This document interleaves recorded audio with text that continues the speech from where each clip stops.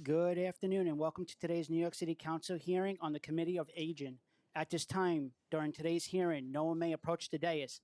If you'd like to testify, please see one of the sergeant at arms to fill out a testimony slip. Please silence all electronic devices. Chair, you may begin. Thank you so much, and good afternoon, everyone. I'm Councilmember Crystal Hudson, Chair of the Committee on Aging. My pronouns are she, her, and I'm joined today by my colleagues in central staff. No members yet, but I trust they'll be here soon. Thank you all for attending this oversight hearing on social isolation among older New Yorkers.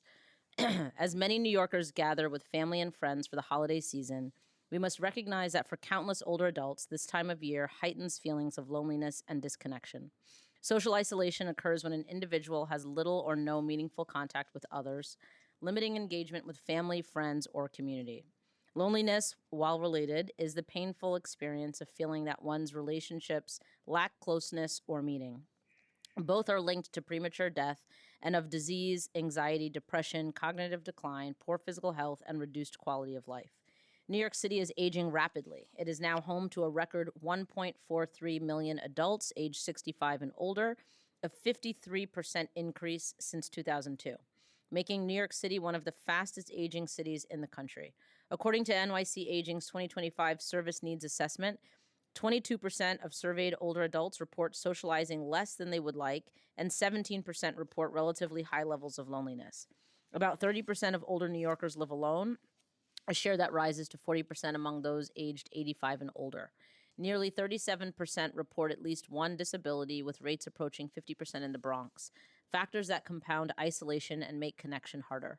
These risks are disproportionately concentrated among certain groups, including LGBTQ plus elders and older adults of color, who are more likely to live alone, lack family support networks, face discrimination in services, or experience poverty and language barriers, and therefore experience deeper and more persistent social isolation.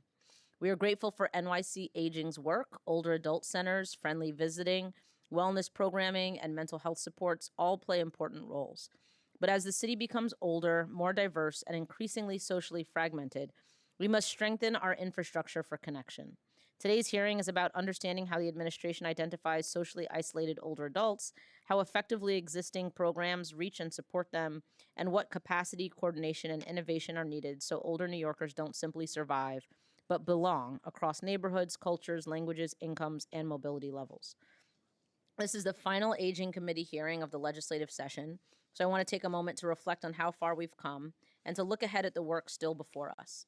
Over the past few years, the Council advanced the Age in Place legislative package, a set of reforms designed to help older New Yorkers stay in their homes and communities by strengthening case management capacity, improving access to home care and to legal services, expanding supports for home safety and modification, and requiring city planning and capital systems to account for age-friendly design. Today's hearing continues that effort because social connection is as central to aging in place as housing stability, mobility, or access to care. I want to thank NYC Aging, provider partners, advocates, caregivers, and community leaders for their commitment to making New York City a place where older adults are not just served but supported, where they can remain rooted in their neighborhoods with dignity, belonging, and the relationships that make life meaningful. The work of supporting our older adults has always been personal for me, and I'm grateful for this opportunity to honor their countless contributions to the fabric of our city through this service. Thank you to my colleagues for joining me today. Thank you to NYC Aging for testifying. I want to conclude by thanking my staff, Andrew Wright and Elika Ruentan, and the committee staff, Chloe Rivera, Christopher Pepe, and Samuel Hamid. I will now turn it over to the committee counsel to administer the oath to the representatives from the administration. Thank you. Thank you, Chair. Good afternoon, Commissioner. If you could please raise your right hand. In accordance with the rules of the Council, I will administer the affirmation to the witnesses from the mayoral administration. Do you affirm to tell the truth, the whole truth, and nothing but the truth in your testimony before this committee, and to respond honestly to council members' questions? I do. You may proceed. So good afternoon. Thank you. It is the last committee meeting. So my name for the record is Lorraine Colte Vasquez. I'm the Commissioner of New York City Department for the Aging, and my pronouns are ella, and she. I'm very grateful for the opportunity to speak with you today. great. I'm very grateful to speak with for the opportunity to speak to you today about the agency's unflinching commitment to fighting social isolation among older adults. Combating social isolation is a key reason the Older Americans Act established area agencies on aging, of which New York City is the largest in the nation, to create the necessary programs and structure which provide older adults with tools needed to stay socially, physically, and emotionally connected as they age. I want to acknowledge that this topic is being discussed by the City Council at an incredibly appropriate time when we move into the holiday season. Many older people, including many older adults, may find the holidays to be lonely, isolating, and emotionally stressful. NYC aging programs such as older adult centers, commonly known as OACs, naturally occurring retirement communities, are NORCs. The Friendly Visiting Program, case management, and case management agencies, our caregiving, our geriatric mental health, our home delivered meals, are all integrated ways of combating social isolation. They all have done so in their programs with specific standards as key components of their overall service. That is why we're so excited about the recent $9.3 million expansion for the caregiver program in the current RFP, which allows us to better serve all populations at the local level. To say the least, we take social isolation incredibly seriously. It is a motivating factor behind our programs and services. As we learned during the pandemic, social isolation can have large impacts on all of our health and well being. Yet, in older adults, as the Councilwoman said in her remarks, this has a major impact on their health, which is linked to increased levels of heart disease, chronic issues, limitations on their mobility, and eventually could lead to death. Today, nearly 2 million New Yorkers are age 60 and over, which is in my last 6 years as commissioner, I've seen it has increased from 1.7 million older adults to nearly 2 million today. Welcome, council member. To nearly 2 million today. And as we've said many times before, we expect that number to increase significantly in the next decade. As the population of the city ages, so does the need for expanded services to help older adults remain in their homes, in the communities that they built, and to do so as they thrive with dignity. This includes a growing demand for caregiving supports and resources to address the epidemic of social isolation. Older adults are particularly vulnerable to the challenges like loneliness and financial security, which are exacerbated by the concomitant problems. Like every time he puts that word in for me, concomitant. I'm beginning to sound like the president. Concomitant problems like food and housing insecurity. This combination of issues, God forbid, strike me dead. The combinations of issues can worsen conditions such as depression and anxiety. In response, NYC Aging has been working to meet the needs with a particular focus on innovative solutions that foster connection. We recognize that aging in place requires a holistic approach. Underpinning all this work are two distinct NYC Aging initiatives, which is the Community Care Plan, which I am pleased that this council member has brought it to Community Care Plan 2, which brings together a range of city nonprofit services and outside resources to build an age-inclusive community for older adults. And the other is the Cabinet of Older New Yorkers. And again, I thank you, council member, for codifying that into law, which brings together city agencies to break down communication silos, identify gaps, and find tangible ways to improve aging services, which affect the lives of older New Yorkers. NYC's Aging's work is designed to provide comprehensive support where older adults live. Through our robust network of community partners, we aim to expand our services to better serve more of these vibrant communities. We want to ensure that older New Yorkers have access to the resources that they need to thrive. This includes mental health services and social engagement opportunities. Our goal is to empower older adults by providing the tools and connections necessary to maintain their health as well as their independence. We are constantly looking for better ways to calibrate and improve programs and services to meet the needs of this growing population and ensure they find the social and emotional connections needed to age in place and, again, to thrive in this city. All of this is done through a broad, interconnected network of community-based not-for-profits, which are incredible partners. It is obvious to us that older adults want to remain in their homes. All the studies indicate that, and the communities that they help build as they grow older. Our network of more than 300 older adult centers is fundamental in achieving this goal. These centers serve as community hubs where older adults live, where they can congregate, learn, and socialize. Our approach is to meet older adults in their communities by ensuring services that they need and want are accessible and integrated into the neighborhood older adult club as well. This aligns again with the broader community care plan, which aims to promote independence and well-being for the older population by connecting networks of services throughout the various boroughs in this city. These centers are the front line of defense against social isolation. Through diverse programming, we offer much more than just a place to sit or grab a meal. Our centers provide art classes, technology education, recreational activities, and a whole host of other programs of interest to older adults. We also provide communal lunches, which are often culturally aligned meals, with the goal that everyone feels welcomed and is respected at the table. These programs provide the social infrastructure necessary for mental and emotional well-being. They are essential engagement opportunities that prevent older adults from withdrawing from society, from staying at home and being alone. By providing these services, they can live healthier and more connected lives. We are building a city that truly embraces longevity as well as aging with dignity.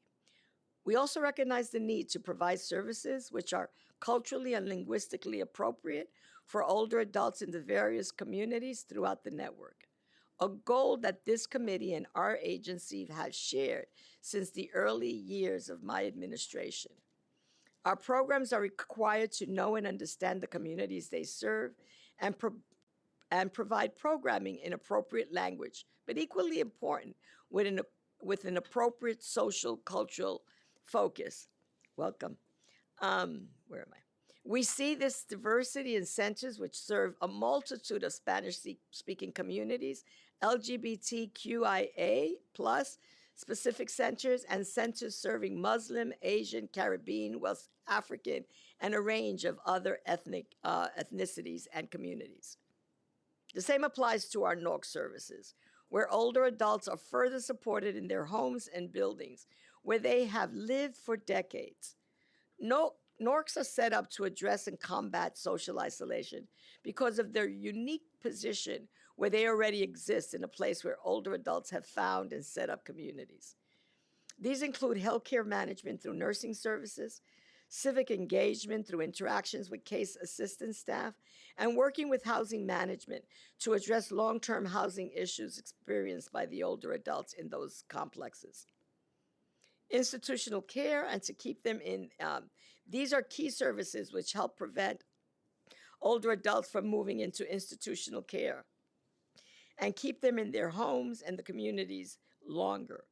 When older adults remain in their home and communities and receive the services that they need for daily living, we are succeeding in combating social isolation. We're also succeeding in making this an age-inclusive city where older adults can thrive. For those who cannot travel physically to a center, the risk of isolation is even more acute. NYC Aging addresses this through a multi-layer approach that brings community to the doorstep. Our home-delivered meals program is a vital component in this network of services. Not only do these meals provide sustenance to the homebound older adults across the 5 boroughs, but provide an interaction with a delivery person on a daily basis is crucial. Many clients have limited direct human interaction because of either health challenges, mobility issues, or other impediments which affect their daily lives. The CMA program evaluates and understands older adults' needs so we can better find supports that alleviate social isolation.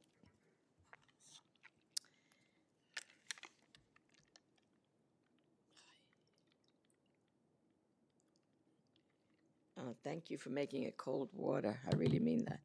Case managers do more than just handle paperwork and coordinate benefits. They perform vital check ins that serve as a lifeline for many homebound clients. These assessments allow us to monitor not only the physical needs, but the social and emotional and health needs as well.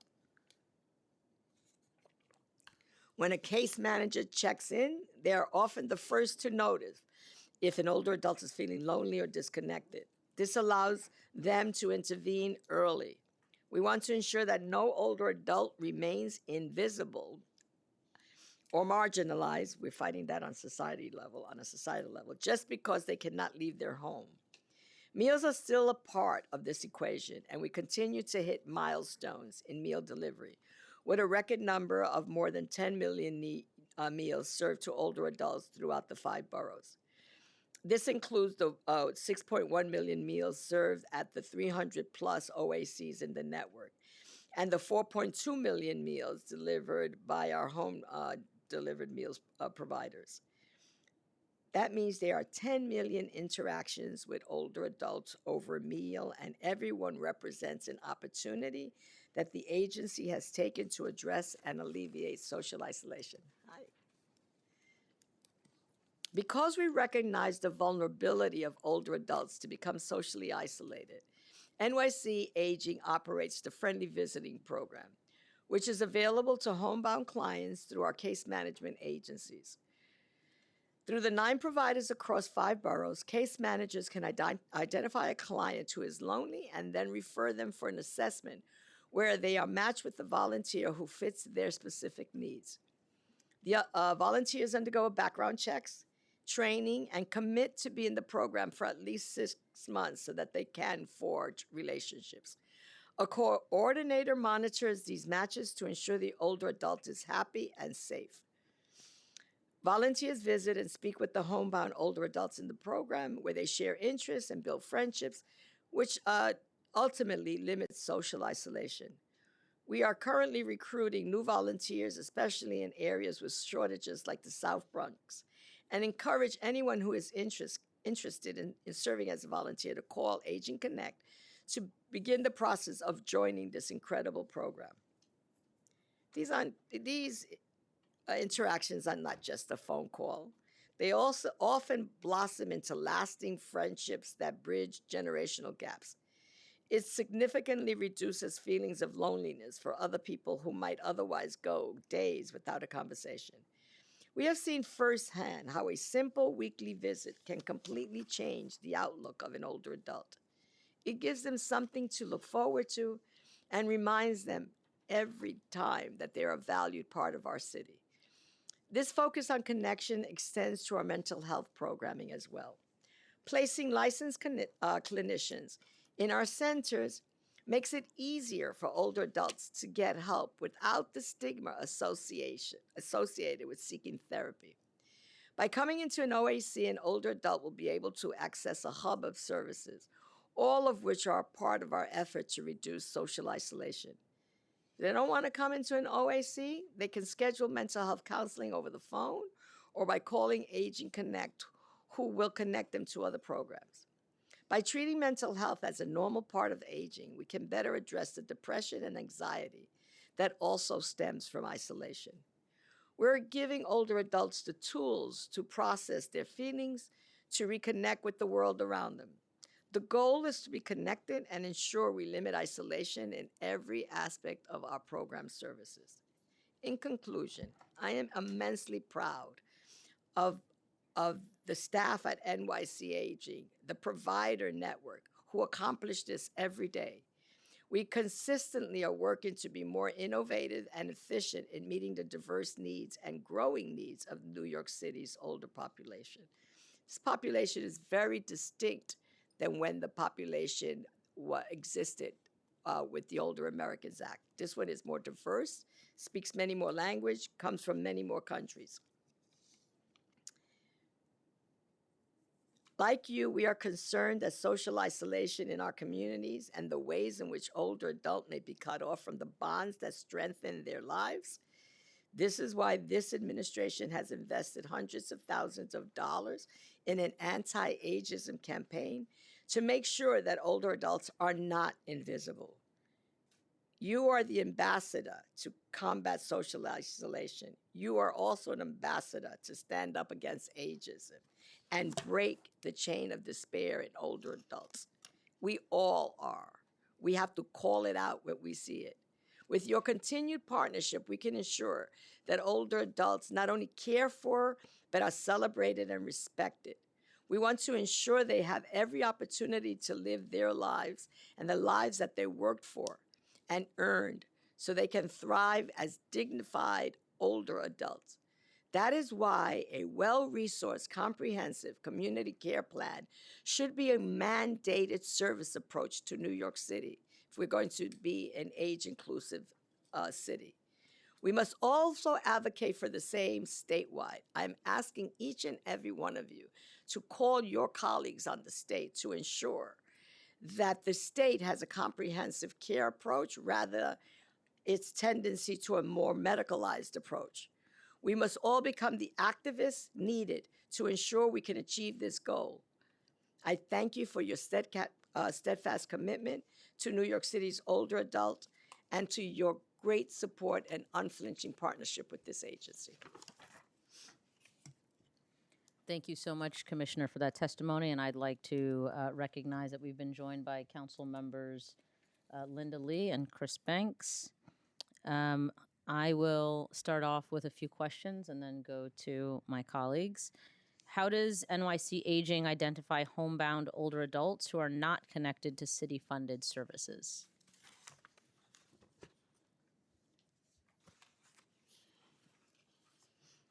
Ask me the question again. I'm sorry. I was No looking problem. for my page. How does NYC Aging identify homebound older adults who are not connected to city-funded services? So as we've testified in the past, we have extensive outreach is done by every one of our contracted agencies. And we get referrals from a host of community-based organizations, churches, hospitals, doctors, and others. And that is how the city, the case management agencies get their referrals for homebound older adults. And then they initiate the assessment process. But again, I want to say hello. How are you? Welcome. I want to say that we first if you're homebound, we break social isolation because if you're homebound and you need a meal, you're immediately enrolled and the assessment process can continue. But no, everyone gets that meal if you're found to be food insecure. So we know that that's already a step in the right direction. Thank you so much. And I'd like to also acknowledge that we've been joined by Councilmember Salam. What percentage of home-delivered meal applicants or recipients or friendly visiting referrals in the last fiscal year came from proactive outreach versus self-referral or provider referral? So I'm going to try to answer that from this perspective. All homebound meal clients who are in the friendly visiting program have been referred by their case manager or someone else, right? This is all part of being integrated into the friendly visiting program, whether they receive a meal or not, by the way. And so while we do not track the clients that are referred to our programs, we do require that home-delivered meals providers and case management programs do active outreach in their advertising, as I said earlier. And funding has been built into their budgets for this. But to be part of the Friendly Visiting Program, it is a referral from a case management agency. It's not actively advertised to the public because of limited staffing capacity and volunteer capacity. Okay, hold on one second.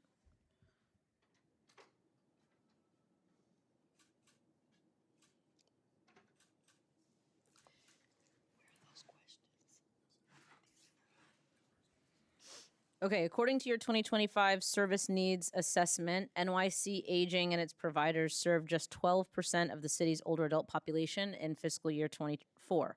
Has NYC Aging conducted any recent estimates of how socially isolated or homebound older adults in New York City remain uncounted or unserved? And if not, what prevents the agency from producing estimates? I recently had this conversation with the state. There is something called staff hour availability and limitations. And that is what would limit us from reaching every underserved population. There's 1.8 million older adults. And the resources that we have and the capacity that we have right now is serving about 300,000.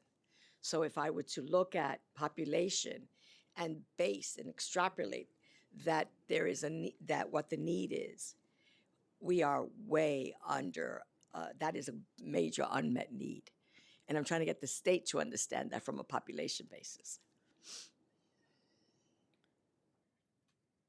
Okay, thank you, and agreed. And I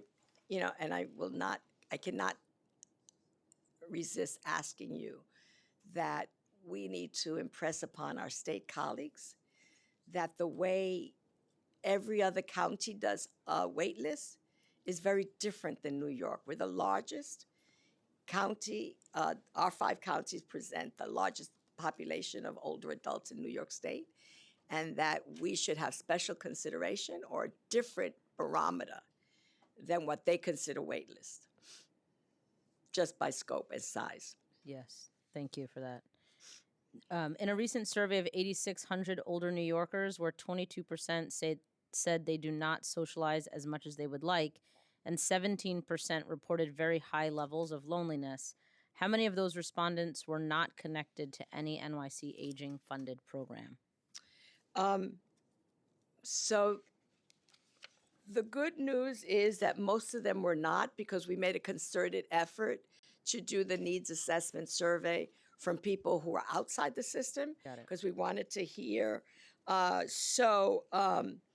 We also heard that 33.2% of the people who took the survey had not even known about aging services.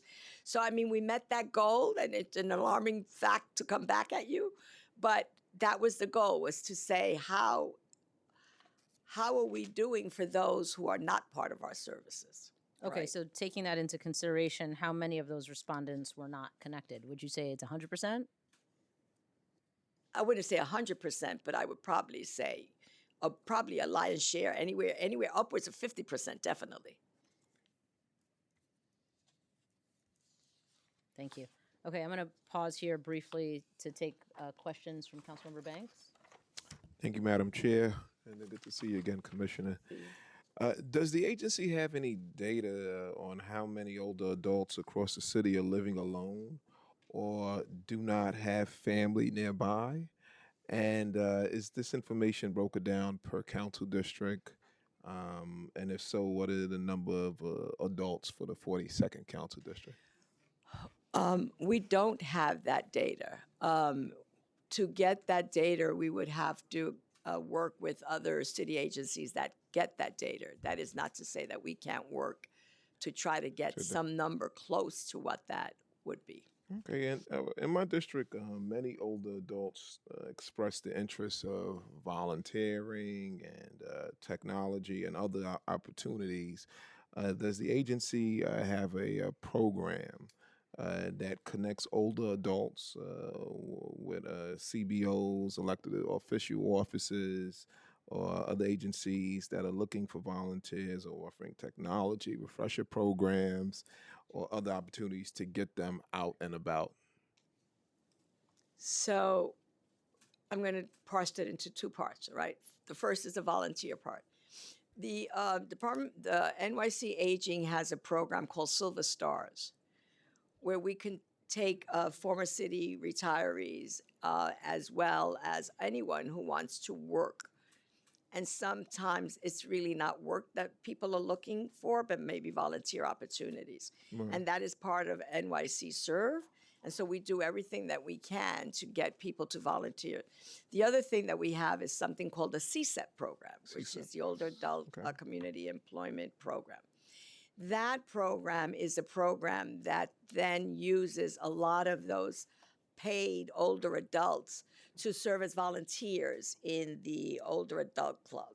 And many of them start as volunteers at the club, and then, is that for me? Many of them start as volunteers in the center and then become CSEP programs. So it's one of those things that flows back and forth. Got you. And I guess I'll go to some of the other committee questions. How does the New York City Aging evaluate, and this is on a different, I guess from a different angle, whether friendly visiting, home delivered meals, and case management are effectively reducing isolation rather than simply providing services to Touchpoint?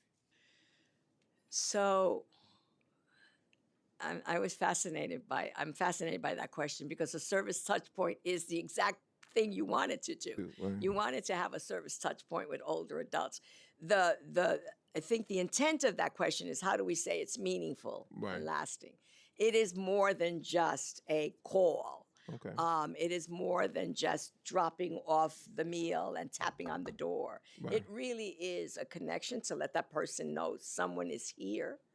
And there's someone available should you need them. And are the older adult centers, are they required to do wellness checks or outreach during like extended holidays, closures? Yeah, so Check on. That's a regular. That's The okay. one thing that's a standard in older adult clubs, and I don't think many people know it, maybe Councilmember Lee does because she was intimately involved in one, is that if an older adult is not present at a center Mm-hmm. for more than 2 days, there is telephone reassurance. You have to reach out and find out what's going on. You know, I might have just chosen not to. I might have relatives, whatever it is. But we have a mandate that the program has to connect to that older adult to ensure that that is not isolation or something even more serious at Right. that moment, like a health crisis or something. Okay. And for friendly visiting, home delivered meals, and case management, how many older New Yorkers are currently on a wait list, and how long are they waiting on average? And how many are being turned away or closed out because of limited capacity? So I want to change the wording from limited capacity to limited service hours and resources, Okay. right? The capacity and the intent is there. It's just that, you know, a social worker has X number of hours available to them. And what we're finding a lot now is that even in that, the complexity and the needs are growing so that you may spend more casework hours with a client than you had in the past. So sometimes that reduces the number of clients. So it's this conflict that you have, you know, like you want to give the person the hours that they need, but at the same time, you know, but given the limitations of staffing hours, that you could only serve X number of clients. And I guess this question is pertaining directly to maybe findings of maybe a caseworker, but hoarding. That's also it's been a major concern of mine, especially with a lot of seniors, and what is being done to address that? Because Yeah. that's also kind of a determinant sign when Yeah. when a senior is in the house, or or they come out once a week and then they go in, and then the apartment is it's I'm dealing with a senior right now who can't even get into the apartment Yeah. to Yeah, get her the we're proper fine. assistance. So Some people say I'm a hoarder. what's being done by But some of the CBOs to assist with that, to identify and then help them out, because most of the time there's also there's no family involvement, or Right. they've walked away in some of the situations I've dealt with. So, one of the things that I have to say that with great pride is the work that has come out of this cabinet and the relationship with NYC Aging and Adult Protective Services is a lot stronger. And so that we are able to intervene at an earlier point than we had in the past. Right. Because there was two separate programs. The city, is known for that. You have the separate programs because they have specific client populations. But now, because of the cabinet, that we're all looking at aging from a lens of how is it that we stop gaps and make sure that we start looking for other ways of serving each other and interconnecting. That what we say, no wrong door. Right. That there's a closer relationship, but it's a growing issue and it's not only for the mental health parts of it, but it's also the physical danger that could happen from living in a house where It's cluttered. where hoarding Yeah. occurs. Thank you. Thank you. Thank you so much, Councilmember Banks. And thank you, Commissioner. I will continue with some questions specific to this time of year. What specific steps will New York City Aging take this winter when isolation risks increase to reach older adults who rarely leave their homes? I trying to think of how we do all of the precautions when we think that the weather. I mean, so I'm going to answer you from an OEM, an emergency management perspective, right? Which is when weather comes extremes, we take an incredible amount of time to do a lot of advanced information to older adults. We also work with OCM, they do that blast to every older adult, home delivered meals programs have conversations in preparation. So there's a lot of advanced work done in inclement weather, right? Whether What's the information that they're sending to older adults specifically? basically this is the temperature, these are the issues that you need to be aware of. You choose whether you want to go out or if you can go out, and that those kind of services. And then how are they sharing that information with you? Older adult centers share that information. OCM does that to older adults. We then send out a blast to OEM. OEM. Yeah. And they share that. OEM has a whole network of older adults that they connect with. Right, but then do they share that information with you at all, or they just keep it They're within providing their information. They do that in concert with us. Okay. All right. So they tell us bad weather's coming. They have their communication systems, and we have additional communication systems so that we make sure that information gets out to older adults. Right. By phone or text or? A lot of it is by text. Okay. Some of it is by phone. All of it by phone. All of it's by phone. But so are people opting in to receive this information, or OEM has some sort of list? Yeah. OEM has like a whole battery of ways that they do it, and then we do it through the older adult centers. You do it through the older adult centers, and then they're sending the information to their participants, to their right. Clients. Right. Okay. So, what percentage of your clients and or of older adults? Because it sounds like this is going to both that network of the 300,000 people, right, Yeah. that are in your network, and then also through OEM, maybe to some people who've opted in that are not within the NYC Aging Network. Right. Do you have any sense out of the 1.8 million older New Yorkers, how many are receiving those messages? I can't give you that. I can see if we can unearth a way of finding that number. Okay. But I don't know that number. Okay. All right. But Thank I you. can And tell you sorry, I that think every home delivered meal client and every case management agency social worker gets in touch with their client base also. Okay. And are there circumstances under which one would not receive a home delivered meal? It would have to be for the city to shut down because usually, depending on what the climate situation is, Yeah. we either will deliver 2 meals in advance Right. or deliver 1 meal. We don't, and then, then there's Mother Nature, right? Right. But to the extent that we know that this will be a duration of 2 days or so, we then plan accordingly with Got it. the agencies to address that. Okay. Great. I believe I interrupted you, and my apologies. But No. did you have something else you wanted to say on that? If I did, I forgot it. Okay. Not a problem. Does NYC Aging have a formal winter or holiday high risk list or protocol similar to Code Blue outreach for people who are unhoused for checking on isolated older adults living alone? So, just meaning going a little bit further into what we were just talking about, is there a specific list of people who are designated as being high risk in inclement weather? I don't believe there is. What? I don't hear. Yeah, that's right. That's great. We rely on and we believe and we trust and have total confidence that the providers know that the providers then respond in kind. Okay, so there's no like internal or centralized No. high risk list. Okay.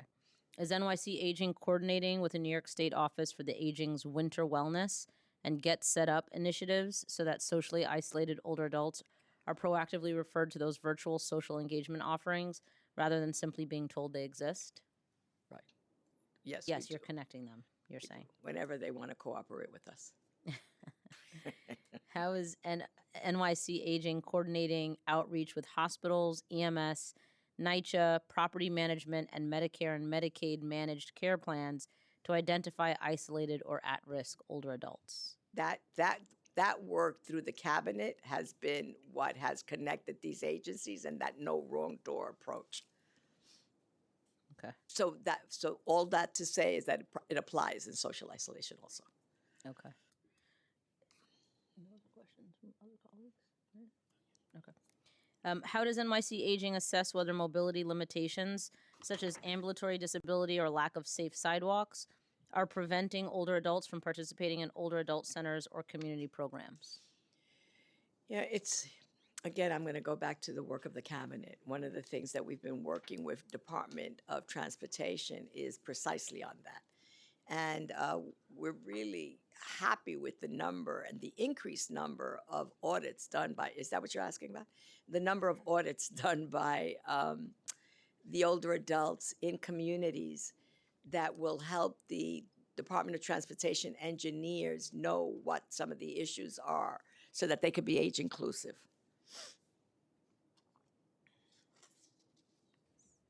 Are older adult centers proactively reporting these types of issues? You know, I can't answer that. I don't believe so. But here's what I do know: we have had 29 town halls, and that has come up in every town hall. And so we've been very proactive with the Department of Transportation to say these are the things we would like. And the last request we've made to our sister agency, which they're working with us on, is to start looking at curb cuts, making sure that the repair and the management of curb cuts is there. We've also asked for no standing zones in front of an older adult center so that they can have egress and access easily. Could also be senior housing. And as well, we didn't like- include that, but that's, Yeah, 'cause we there are a could lot of- look at there are that. a And lot then of we looked at it building. for every older adult center. We've been asking for a curb cut. I don't think we're going to be very successful in that one, but we will, we're working really on the no parking zone, at least during particular hours, the way that we do in schools. Would you be open to expanding that ask to senior housing buildings rather than just Oh, yeah, OACs? sure. Okay. Great. Does NYC Aging track how many older adults stop attending programs due to mobility decline, fear of falling, or lack of accessible transportation? The older adult centers are the front line, as well as the case management agencies, and they would know. And that is when, it's interesting because that is when we started seeing a decline in people who were participating in NORCs because of physical decline, and those were in building structures. So it's one of the things that frontline staffers are well aware of. But it's for the population that we know. And are they communicating that to the agency? Do we get that on a regular basis? What? So that the issues could be addressed? Yeah, we don't track it, but that is not something that we can't consider. Okay. Great. All right, 2 more questions, and then I'm going to turn it over to Councilmember Salam. What coordination exists between NYC Aging, DOT, and MTA Accessoride to address transportation-related isolation? Or stressor ride, Yeah. as it's What do more, we, more we call it colloquially known. inaccessible, right? It's been less than stellar. What we have asked in one of our legislative asks is to have a liaison, just like we have with NYCC, with New York City Public Housing Authority, so that we could fast track some issues and concerns. I can tell you, I have 2 employees at NYC Aging. I don't have any employees. They are 2 employees at NYC Aging. And it is at least 2 out of the 5 days that they work, that they're waiting 2 hours. And they are already on a regular schedule. Right. So I could only imagine someone who's not on a routine schedule. It is, we've written letters, but I believe Held a hearing. that one way to address that is to have a strong liaison with MTA, Accessoride Program, and NYC Aging, and that they should be in the cabinet. And then so that we could really address those in an integrated way. Older adults in New York City depend on paratransit, and that paratransit needs to be reliable and also have staff that's trained. Right. What seasonal adjustments, for example, during icy months, does NYC Aging make to ensure homebound older adults remain connected to services and wellness checks? And I'm sure I know you learned lots coming out of the pandemic in terms of keeping people connected and engaged. The expansion and the enhancement of friendly visiting is one.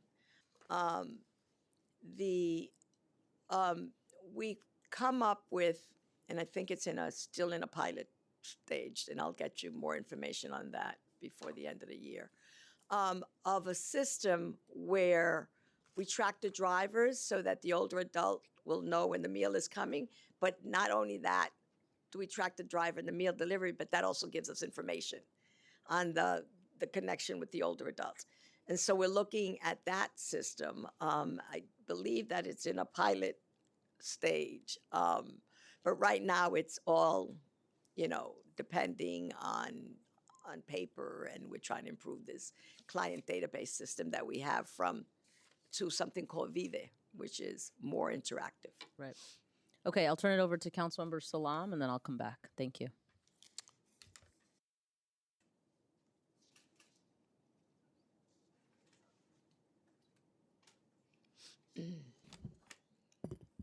Thank you, Chair. This one? Okay. Okay. It's like the one random microphone that doesn't light up. I guess use this one. All right. Yeah. That sounds a little bit better. Thank you, Chair. Harlem's older adult population includes large migrant populations of African American, West African, Latinx, and Caribbean communities, many of whom face cultural or linguistic barriers when seeking services.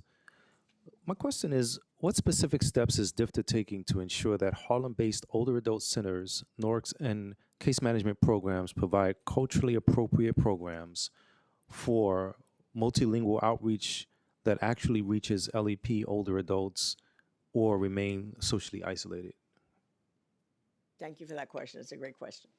So in partnership with this council, and a value that we had and was just strengthened by the commitment with this council, is that all programs have to respond to the cultural and linguistic needs of their community. And particularly if you have dietary special needs, if you have kosher or halal needs, those have to be addressed. And that is an important piece of it. So we ensure with our partners in the network, and I have a lot of confidence in them, that they abide by that and provide the services that relate to the population that they serve. But I think the mandate is 15%. But it's is that the mandate? 20? Okay, great. So I just reduced the mandate. But there is a mandate that at least 20, they must, if there's 20% of the older population in that community, you have to respond to that. Thank you. Thank you, Chair. Thank you so much, Council Member. How many older adult? Excuse me, can I just answer a question you haven't asked, which a good lawyer never does? But what I wanted to let you know is that the change of Jackie Robinson has been working really well. And we were all concerned about the closing of that center temporarily. We've been able to keep it at its location and the service is going well. So I just wanted, I wanted to give you that information from before. All right, great. Thank you. Sorry. Moving into digital access and technology, how many older adult centers have implemented the digital literacy program required under Local Law 82 of 2023? And what metrics is NYC Aging using to evaluate whether it is reducing isolation? I'm gonna just I want to just verify before I answer. Sure. This is required.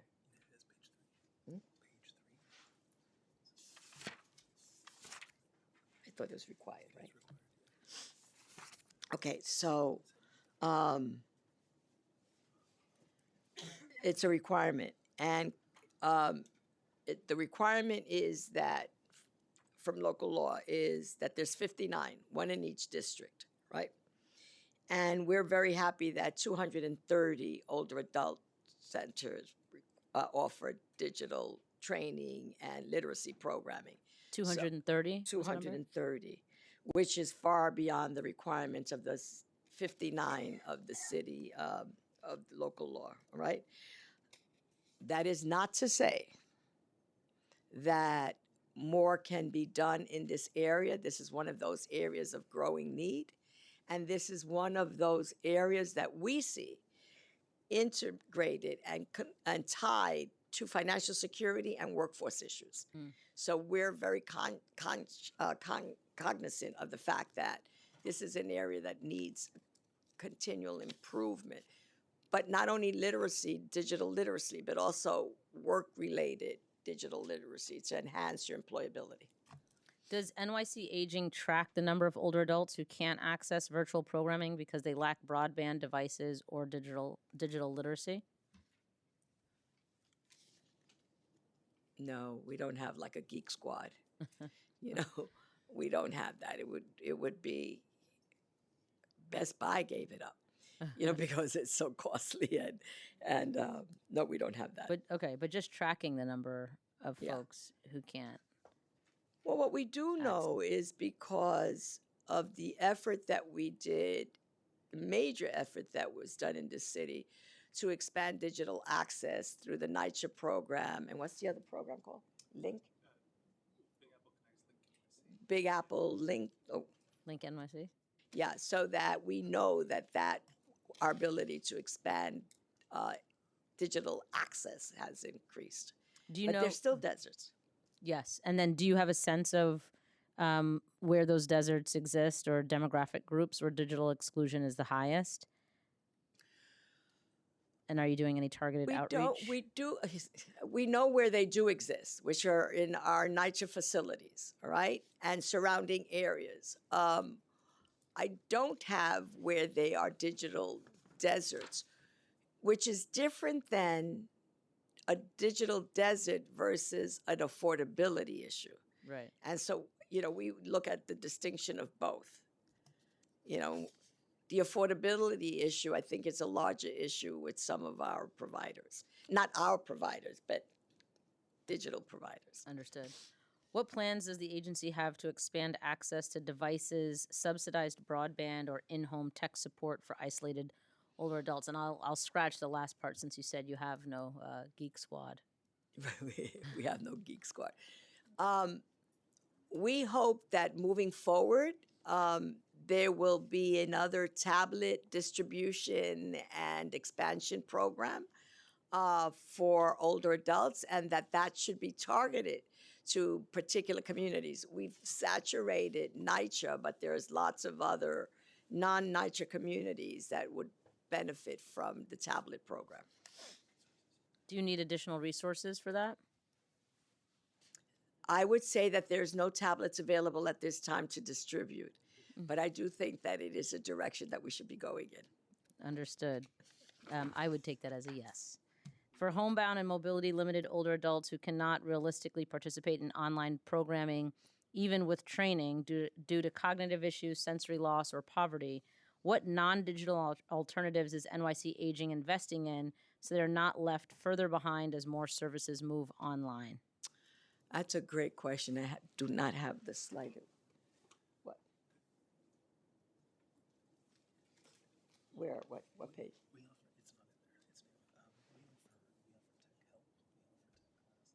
What's it again?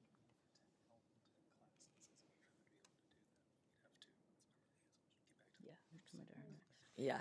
Yeah, we're all lost. We'll have to get back to you because Okay. there is absolutely no way that we have that information. Okay. I will turn it over to Councilmember Lee. No problem. Hello, Commissioner. How are Hi. you?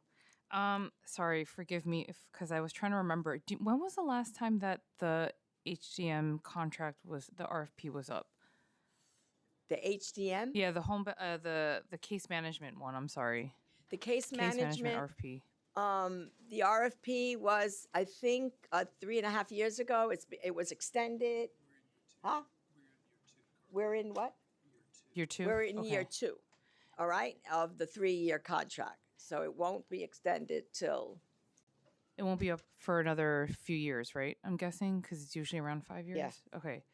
So just from the previous round of the case management agencies to the ones that we currently have, what was the increase in the number of case management agencies that are more serving of LEPC? Oh, sorry, older adults, and other folks in immigrant communities from the previous round versus the ones that we have Oh now. my goodness, that the 'Cause I know number it was- increased a lot, but I just was wondering.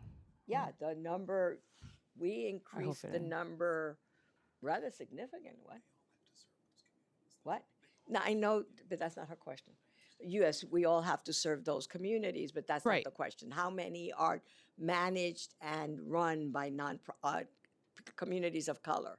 Right, and or nonprofit? communities, or it could be like a mainstream Catholic charities, but that serve specifically in Oh. certain neighborhoods that are. Then I stand corrected. Sorry for telling you that they, all of them have to serve, no matter what. It could be a mainstream organization, but if that's the target population in that area, they have to serve that population. Right. Sorry, let me reframe the question because I think you were originally understanding how I meant to ask it, which is compared to the original case management agencies that were contracted before versus the ones now, how many of them have more capacity, I guess, to serve LEP, older adults, or non-English speaking or immigrant communities? Okay. Yeah. Or subcontract. So I'm going to with answer groups. that in 2 ways. The Okay. number of contractors that were ethnically, racially, and community based from before increased. I can get you the number that increased. Okay. In addition to that, all of them are required to serve the population of their particular community. Okay. Yeah. I think we had the common goal, I know we had the common goal to get many more that are representative and reflective of those communities. Perfect. Thank you. And then my other question was, I know this is maybe a little bit out of the box, but in Chair Hudson's question about how are we capturing seniors that maybe are not part of the OAC system and how we are getting them into the pipeline. Because I just remember when I was at KCS, there were a lot of social adult daycare centers that were in the communities. And I got to be honest, a lot of those, older adults probably should have been at the senior centers versus the social adult days. And I know that there's a lot of stuff happening in that world with Medicaid and trying to get folks in their doors by By our offering, approach. right, which is offering all sorts Which is of why we say to the state, stop medicalizing it. If you do more of a community care approach, you would have less of that in interest in clients from a per capita basis right. than from a social need basis. Right. Right. So I guess my point, a question is, have there been any attempts or overlap or ways to work together with some of those social adult daycare centers to sort of maybe do more education with the seniors there, and also have them let them know about the services that we all provide on the city level when it comes to OACs, as well as the geriatric and mental health centers and all of the other things? Because I know that, some of them are social models, not medical models. And then I know that the OACs fulfill other areas and needs that perhaps those centers don't. And so I just wanted to know if there was any sort of, from the top level down, I know that's more of a state issue, but yeah. Interesting that you should say that, and maybe KCS will testify later on, because I just met with KCS on Friday or third, whenever it was, sometime this week. Can't be Friday because that's tomorrow. Their concern is a little different. Their concern is that at some point the senior adult daycare center refers them to the older adult club when they have to meet other needs for them. All right. And so that is a concern. There is nothing inherently wrong with the cooperation between the two.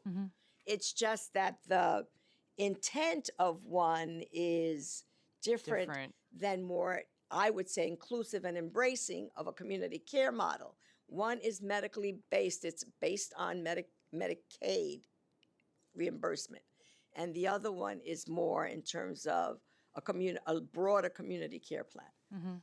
And why we very pleased that under our former chair of aging was insistent and persistent and got a law that created an ombudsman at NYC Aging to really work with the centers and to handle some of the complaints that were coming out of the senior adult centers. Yeah. Okay. Just curious, because I know that they have certain services that could benefit some of the older adults, even though they may not necessarily have to be involved in that side of things, and then may eventually end up there. Right. And then just wonder if there's some collaboration. Anyway, just had that random thought. There's nothing inherently different that they should not be cooperating. I just think that if your goal is integration and breaking social isolation, you may have a broader view. I'm not indicting older adult day centers. They're necessary for a lot of the population. But they may have medicalized much more than what was the intent. Okay, perfect. Thank you. Thank you, Boy, council the member. state's going to come after me. That's okay. We're going to help you out and come after them a little bit too. So, how is NYC Aging evaluating whether older adult centers are meeting the language access requirements set out in the agency's language access implementation plan?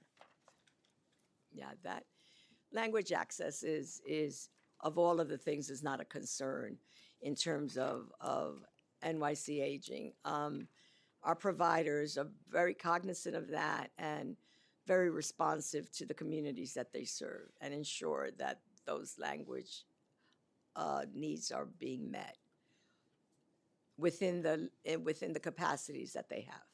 Okay, so how do you evaluate, or what metrics do you use to ensure There is an they're meeting? assessment question that deals with that. Okay. But remember that we've been trying to shift our assessment. This is another one I'm answering more than I should. We are trying to shift our assessment from more towards excellence. Is how are you doing it? Is it culturally relevant? In addition to just the language being preferred. Right. But that's it's self-reported by the providers. Well, self-reported and observed also. Okay.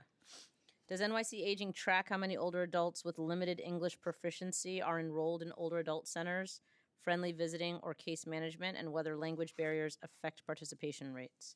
And I guess more directly, are there older adults that you know haven't been able to receive services because of a language barrier? Not to my knowledge. Okay, your team is nodding no emphatically. Yeah. I need you to say your no with a little more Yeah. confidence than that. No. Okay, mental health and crisis response. How many older adults were referred to mental health services through older adult centers, case management agencies, or NYC Well in the last fiscal year? I don't know. I'm gonna have to get that to you because Okay, I would love it for the last fiscal year and compared to the. we don't what? Oh, but we do know how many we have, right? And I would love it for 3 fiscal years if you Well, have it. we don't track referral source, so that's something that we may want to look at and consider in the future. But we track how many we have and how many are served. Okay. Yes, it would be great to track Yeah. referrals then. Does NYC Aging collect data on unmet mental health needs among socially isolated older adults, including those who are homebound or digitally disconnected? No. I mean, why would we track an unmet need? Right? To know that the need has been our unmet. goal would be to meet that need. Right, but you have to acknowledge first that a need has not been met in order to meet it. That's fair. Yeah. No, I don't know that we do that. Okay. I mean, I guess another way in saying it would be, theoretically, if you've identified an unmet need, then you provide, Right. fill the need. But or you the meet the other, need. I'm just thinking out loud with you. The Yeah. other way of looking at that then is what are the needs that we don't have the capacity to meet? So that might be another way of also looking at that. Right. You're really going in on this last hearing for the. You just giving all. You might giving all even the ask me an information OMB question I just might answer. Given the well documented link between social isolation and increased risk of depression, anxiety, cognitive decline, and dementia, what formal referral pathways exist between NYC Aging funded programs and DOHMH clinical providers? And how often are isolated older adults actually being connected to mental health services rather than just social activities? The distinction between mental health there services. is a, and Eileen, help me if you can. There is a close relationship with our geriatric mental health programs and the DOHMH mental health programs, and so that is a fluid, ongoing relationships where we really are integrated as much as we can within the capacities that we each have. Okay. And how is NYC Aging integrating social isolation screening into case management assessments, friendly visiting, or wellness checks, if at all? We do. That's Social what we isolation do. screening? Right. Okay. What partnership exists between NYC Aging and DOHMH to provide geriatric appropriate mental health care, especially during the holiday season when loneliness spikes? Or are there any initiatives or partnerships around this time specifically to address social isolation? I'm going to go back to the cabinet. In addition to our very good relationship, the one thing we're really proud that came out of the cabinet was the training of a lot of the frontline staff at DOHMH as well as H&H. And that training on aging issues was essential to a particular population that might not have had the familiarity with aging as well as the services. Is that what you're getting at? Yes, for the most Okay. part. Many older adults are uncomfortable using hotlines or digital platforms. How is NYC Aging investing in geriatric competent, linguistically accessible mental health services that are embedded into older adult centers, NORCs, and home-based programs?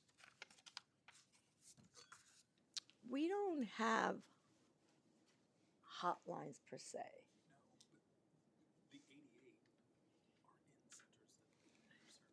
Yeah, no, yeah. But that's not, I don't think that's the question. Okay, let me just, we have 88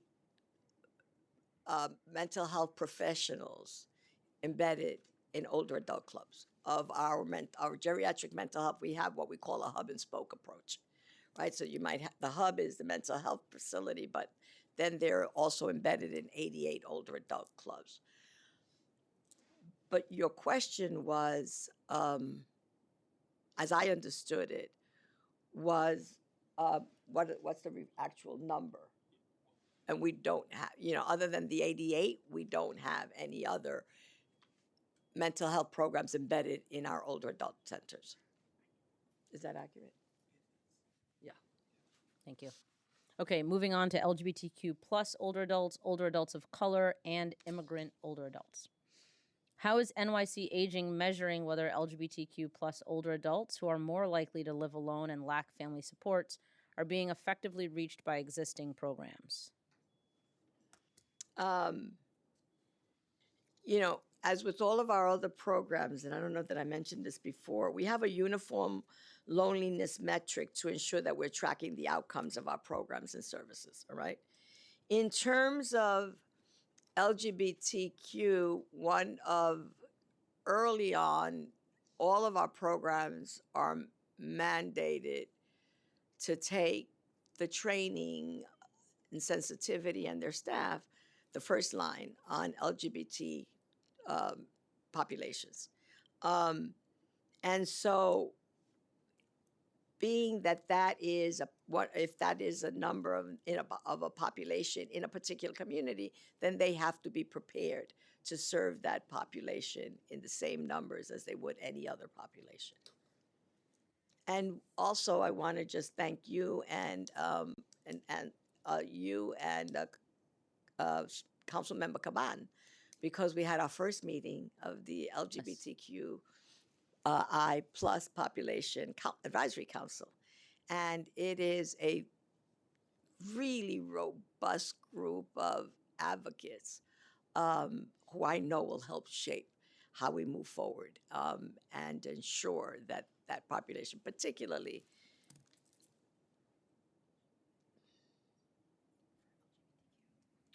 Yes, thank you. That's an exciting development.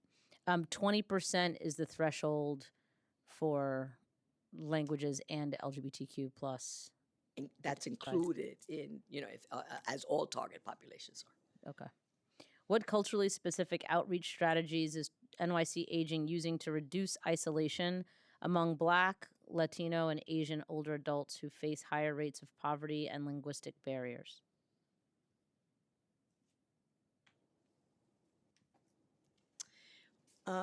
We use a uniform metric to test loneliness.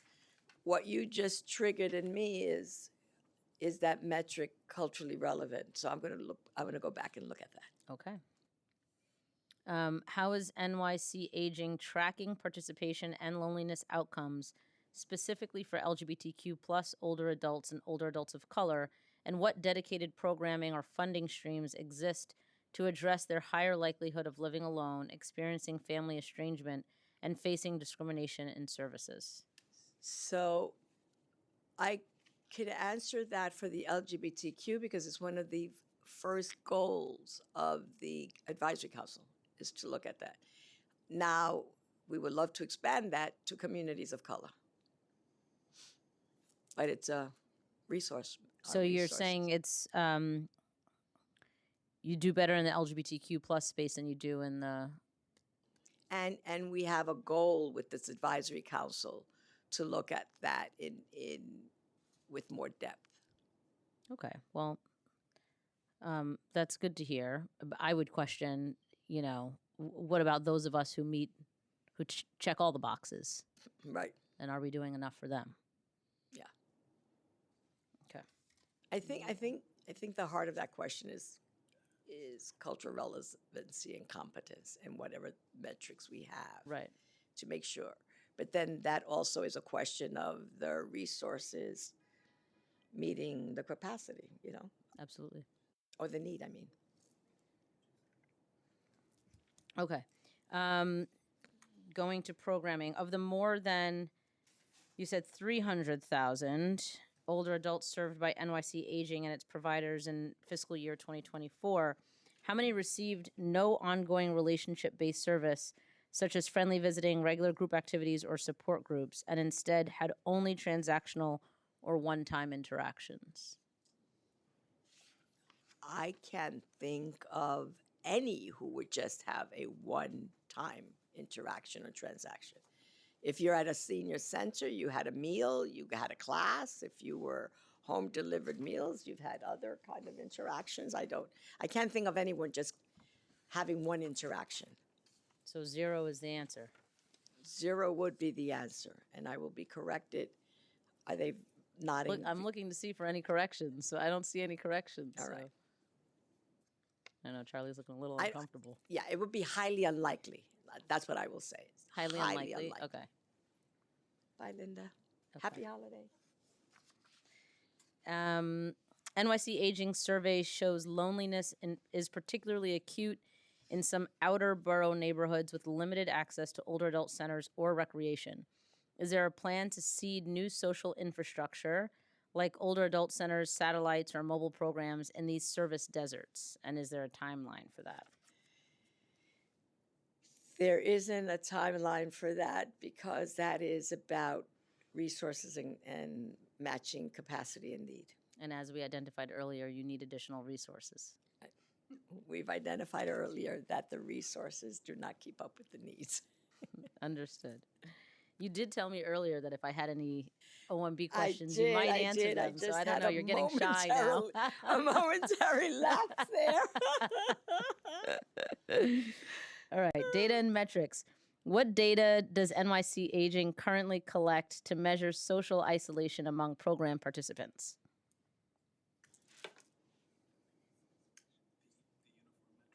Okay. It's the same uniform metric that we use on loneliness. That now we will look at it for cultural competency. Okay. Okay. You'll apply what you use for social isolation to cultural competency, you're saying. Got it. How will NYC Aging evaluate progress over the next fiscal year in reducing isolation among homebound, immigrant, digitally disconnected, and marginalized older adults? I don't know that we couldn't improve on what we're doing in terms of the data collection. I think what we can improve is what data we collect and ensure that we are doing it for all populations with a measure that makes sense and that's relatable for all populations. This is, I'm just curious to know, one of the things I've been thinking about, and I think that the council as a whole has been thinking about, are automatic enrollment for certain benefits, right? And so I'm just wondering, in terms of surveying folks, and we know the population is 1.8 million people, you only have 300,000 of them in your network.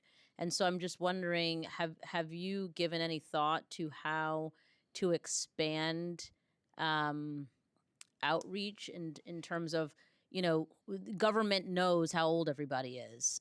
And so is there a way that when folks reach a particular age that we can just ask them some questions? Yeah, we've thought about that a lot. We've thought More than me? probably as much as you. We've thought about that is there a way, the way when you turn 18, you have to register, right? Right. And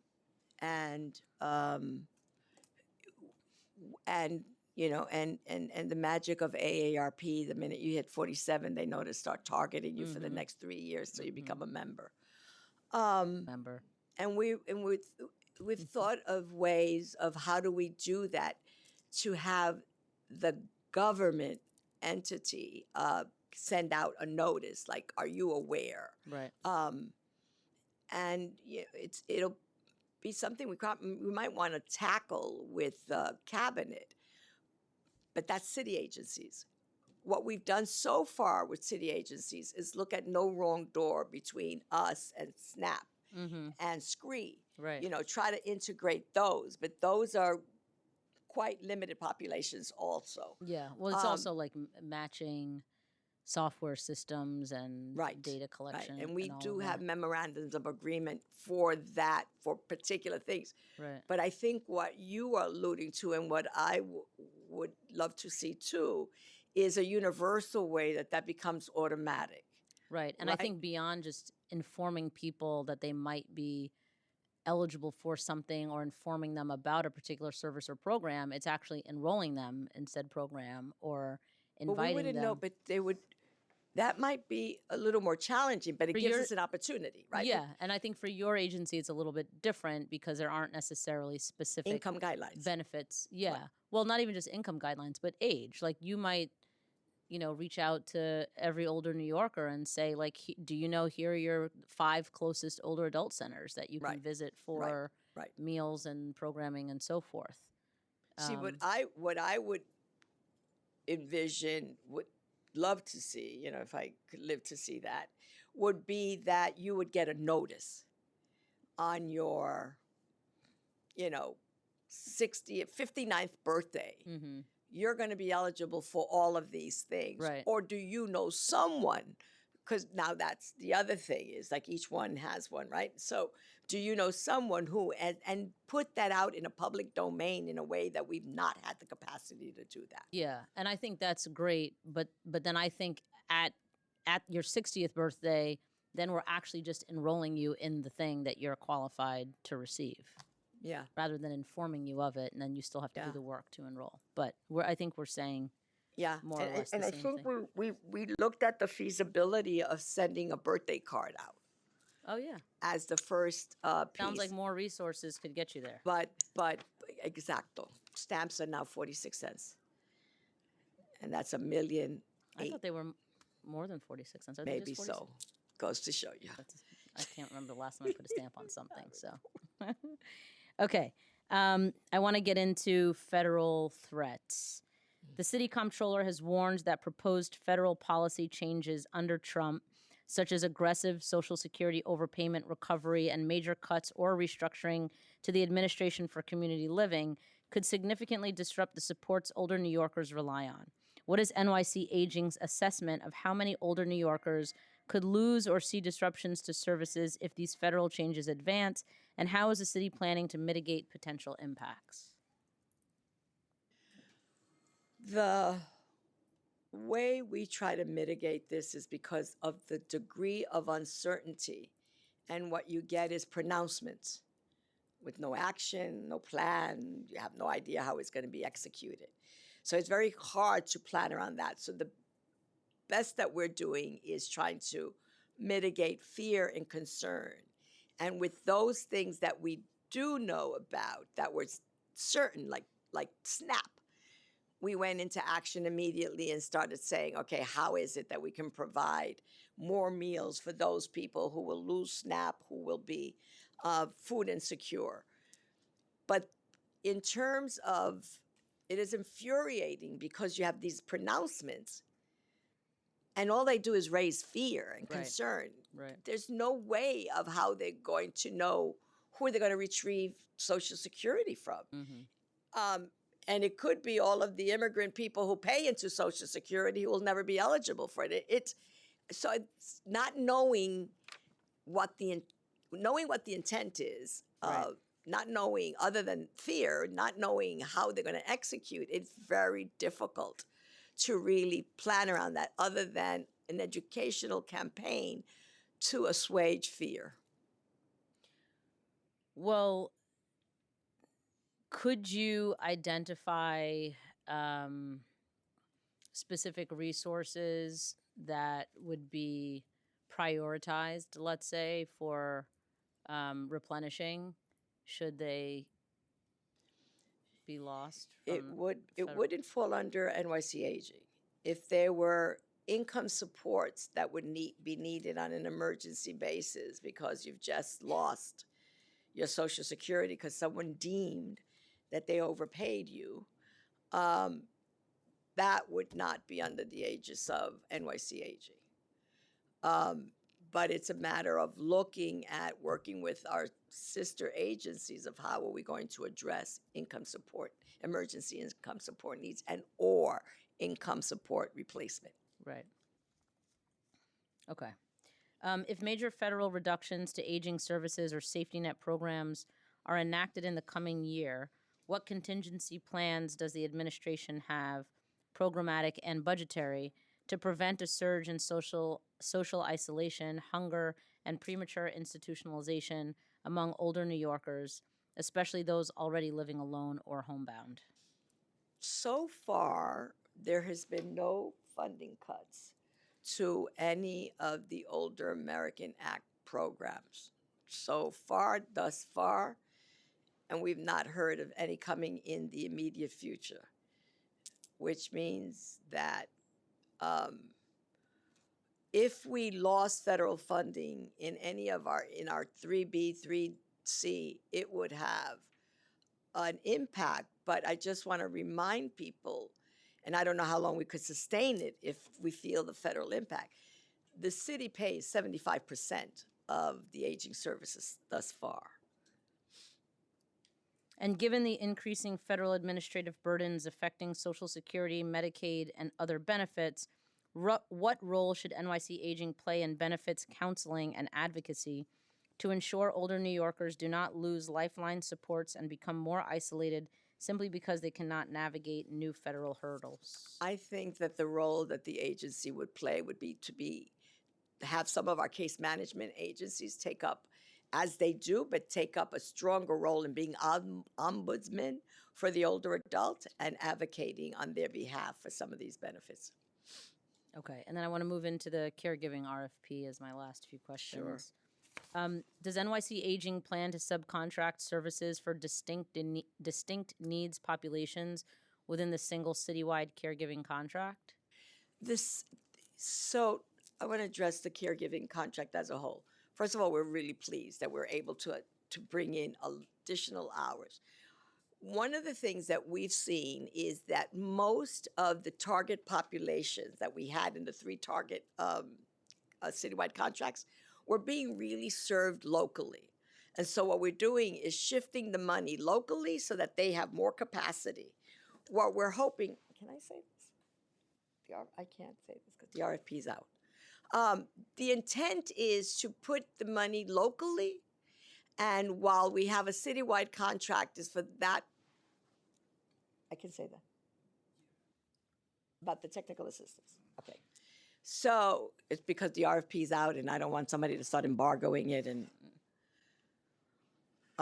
so what the intent is that the citywide contractor have the capacity to subcontract, but to be a technical assistance provider, as well as the citywide contractor's caseload was small. What they were was usually a support and a resource.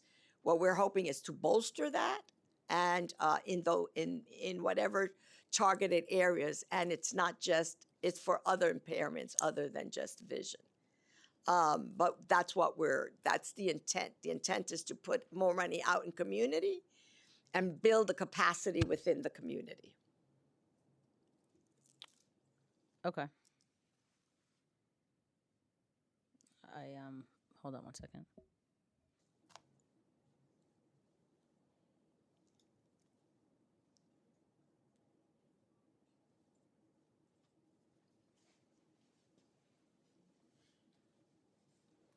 Let me just give an example. If a provider serves, let's say, a hearing impaired and Black LGBT person. yeah, right, and has like multiple needs, can you speak to how that provider might fare? Right. Fare in the RFP process? Right. No, I can tell you about how we expect them to fare in the service delivery process. Okay, All right. I'll take that. So if the client comes in and the client has these multiple targeted needs, the provider needs to have the capacity to serve those, Right. Okay. whether it's through subcontracting or whatever. our goal is to make sure that that local provider has the ability to do that because people live in communities, and that capacity should be there.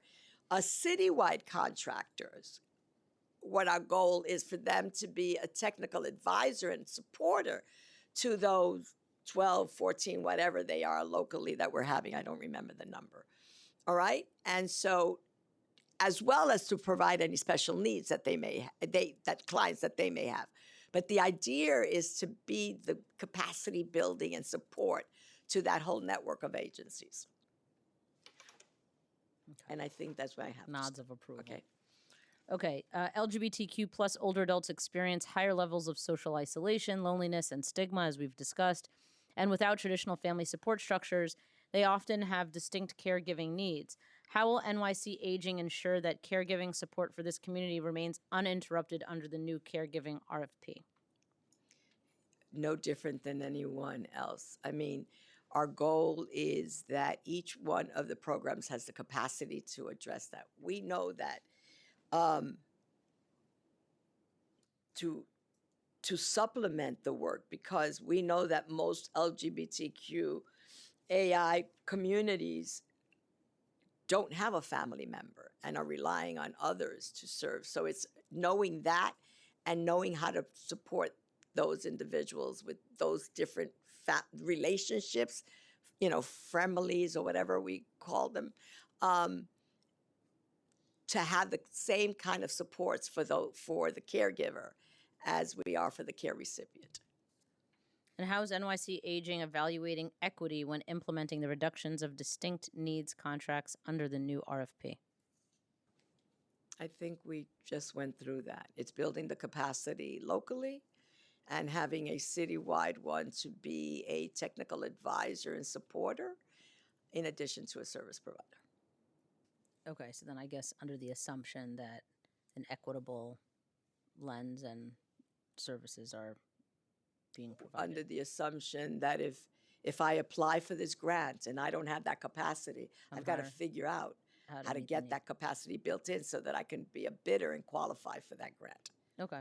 How does NYC Aging plan to serve LGBTQ plus caregivers who don't feel safe accessing services at older adult centers? That's a larger issue, which is how is it that we are developing, one of the things we have is the mandated training for all center staff and providers. The larger question is when do we go to the second step in terms of capacity building and training and sensitivity? What specific protections will NYC Aging put in place for distinct needs populations? In particular, what measures will be taken to support LGBTQIA plus older adults and their caregivers?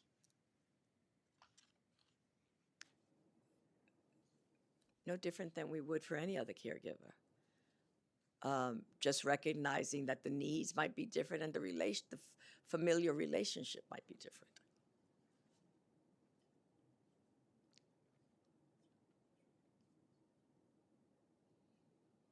Okay, I just want to note there's a lot of concern about disruption in services, and so I want to make sure that you and your team are aware. I think the concern centered around the fact that we had three grantors. And now you're going to one. And the larger concern from this perch is how do we build that into community? And how do we support communities to make sure that they can provide those services? So I'm less thinking about a contractor getting a contract than to ensuring that that capacity is built in and is spread in community as much as it can. But and building that. Wouldn't it be a safe assumption to make, though, that more providers with distinct capacities would reach more people than one provider? That's not to say that any of those three providers can apply for grants at the local community. There's nothing prohibiting that. Yeah. what the model is going from a more centralized, specialized, targeted to a more community-based, integrated approach. It's not diminishing the need of either of those populations at all. If it's Okay. anything, it's saying take that locally, build that capacity locally where people live and how they live, not a centralized, that then you do. And the reality is that the 3 centralized providers had a lower participation client base than that was the driver for saying push that where the services are being delivered in community. But make sure that the capacity is there so that that special need is not lost. Got it. Thank you. Thank you.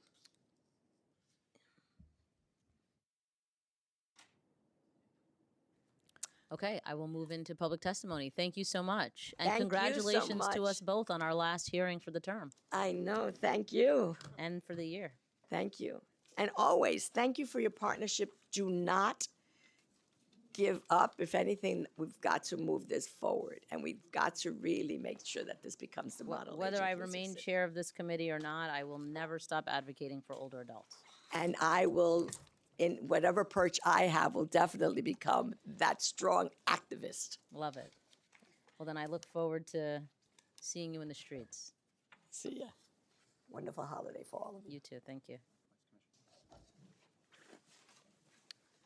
Alrighty, I will now open the hearing for public testimony, and I want to remind members of the public that this is a government proceeding and that decorum shall be observed at all times. As such, members of the public shall remain silent at all times. The witness table is reserved for people who wish to testify. No video recording or photography is allowed from the witness table. Further, members of the public may not present audio or video recordings as testimony, but may submit transcripts of such recordings to the Sergeant-at-Arms for inclusion in the hearing record. If you wish to speak at today's hearing, please fill out an appearance card with the Sergeant-at-Arms and wait to be recognized. When recognized, you will have 2 minutes to speak on the oversight topic, social isolation among older New Yorkers. If you have a written statement or additional written testimony you wish to submit for the record, please provide a copy of that testimony to the Sergeant-at-Arms. You may also email written testimony to testimony@council.nyc.gov within 72 hours of this hearing. Audio and video recordings will not be accepted. Okay, the first panel. Jordana Weber, Mohammed Razvi, and Anita Kwok.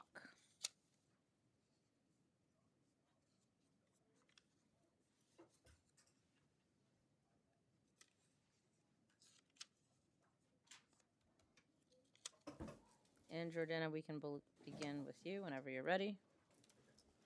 Thank you. Good afternoon. I'm Jordana Weber, pronouns she, her, hers. I'm the Chief Program Officer at Service Program for Older People, or SPOP. Thank you, Chair Hudson, for holding this oversight hearing on the social isolation of older New Yorkers. I'm grateful for this opportunity to address the Committee on Aging today. As you've heard SPOP say throughout the years, we play a unique role in supporting the health, emotional well-being, and independence of older adults, and we've done so for more than 45 years. We are the only agency in the city that is exclusively dedicated to community-based mental health care for older adults. We provide outpatient treatment to over 1,000 people each year through individual and group therapy, assessments, medication management, and psychiatric rehabilitation. The former U.S. Surgeon General reported in 2023 that loneliness and social isolation are at epidemic levels. The oft-quoted statistics from Surgeon General Vivek Murthy's 2023 report document the impact of chronic loneliness and isolation, a 50% greater likelihood to develop dementia, and a mortality rate equal to that of a person with a 15-cigarette-a-day habit. Our SPOP Assistant Director of Social Health says it this way: older adults who do not have friends die sooner, and they die at the expense of the healthcare and social service systems designed to keep them alive. Social connection is a pillar of health and wellness because social isolation is dangerous. Falls, stroke, diabetes, suicidality, and substance use are all made worse by isolation. On the flip side, social connectedness reinforces one's sense of purpose, values, and place in community.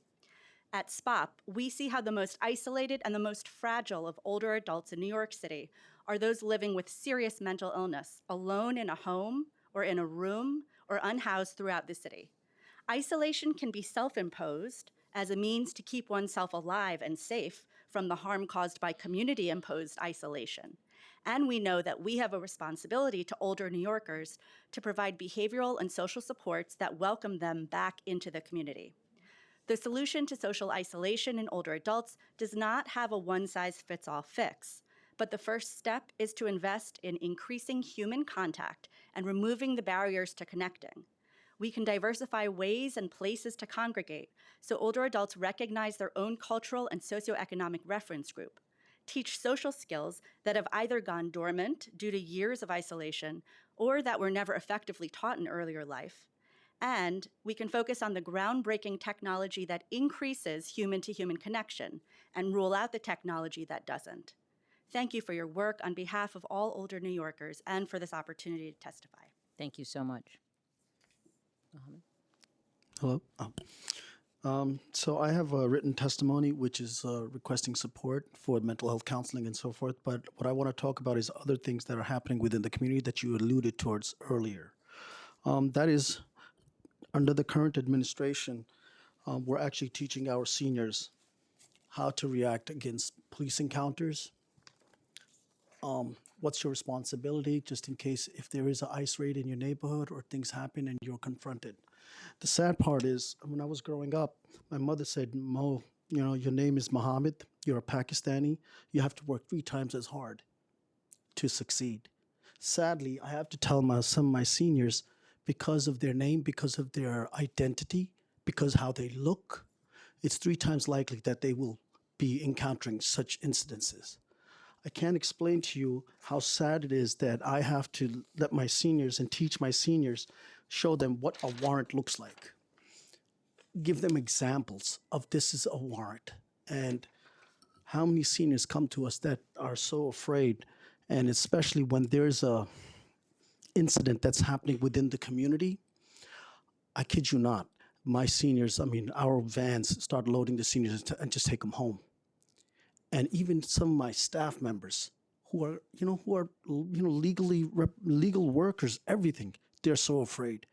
The fear that this has caused within the community, it's unbelievable. And the mental, as everyone is mentioning, we have 2 counselors unfunded, and we have been continuously trying to work with our seniors in group sessions. DIFTA and the commissioner have done so much.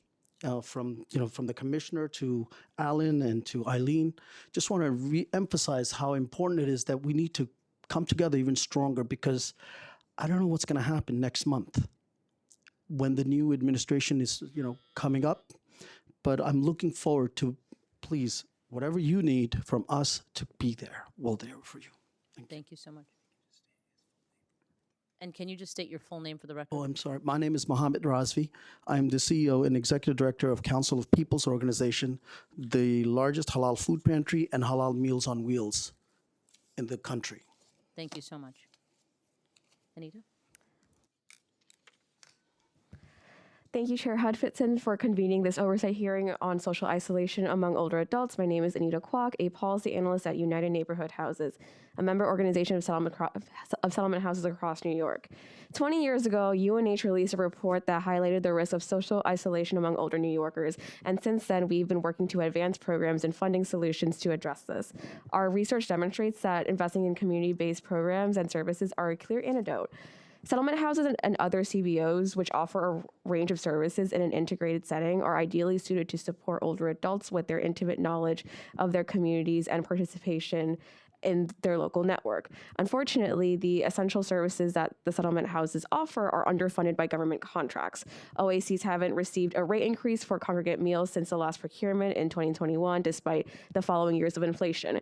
Congregate meals bring older adults together, directly addressing social isolation while addressing food insecurity as well.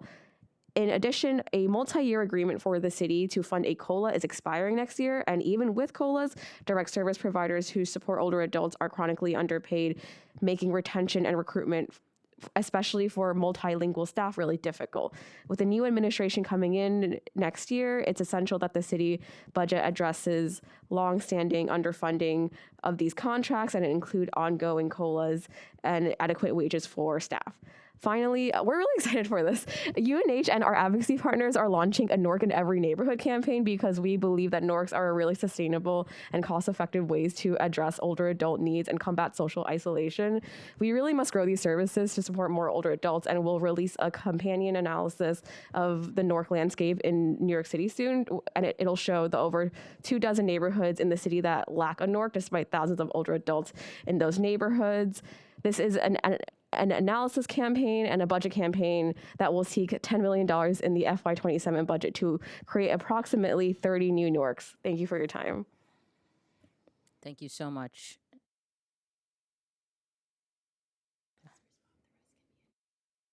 Okay. I have a question for SPOP, and then I have a few other questions that anybody can answer. So you serve 1,000 clients annually. What proportions come to SPOP due to isolation, and how many remain disconnected, outside of SPOP? So the majority of people that come to SPOP are coming to treat conditions related to depressive disorders. We are treating them both telephonically through telehealth and in person throughout 20 satellite clinics throughout the city. About 70%, including people who are homebound, will receive Zoom or telephonic services. So I mentioned our somewhat new Assistant Director of Social Health. She and her very small team of 1.5 will go out to the homes and teach people how to Zoom so that they can connect to not only the telehealth services that we can offer, but to other kinds of social services. We're also having them, when they are anxious, to get to an older adult center, if at all possible. For example, if they're not necessarily bed-bound, but they're homebound in terms of limited mobility, but they can get 2 or 3 blocks away, we'll bring them over to their local older adult center. So I would say the majority of older adults that come to us, because they come with depressive conditions, are also dealing with social isolation. Some of them we're able to help connect, and some we're still in the process of trying to outreach. Got it. Thank you. And then for all of you, what role should NYC Aging or DOHMH be playing that they aren't currently? I think they need to allocate more resources for the mental health counseling and give, because they had this thing where you called in to the city and, all of a sudden you're going to be directed to the mental health counselor or something. It didn't work. And I think having cultural competency community groups being allocated, even one counselor, just to start with, it can help, because if there's one staff counselor, that counselor can actually get other social workers to work under them and get volunteers, from the colleges and the social work network. It is possible.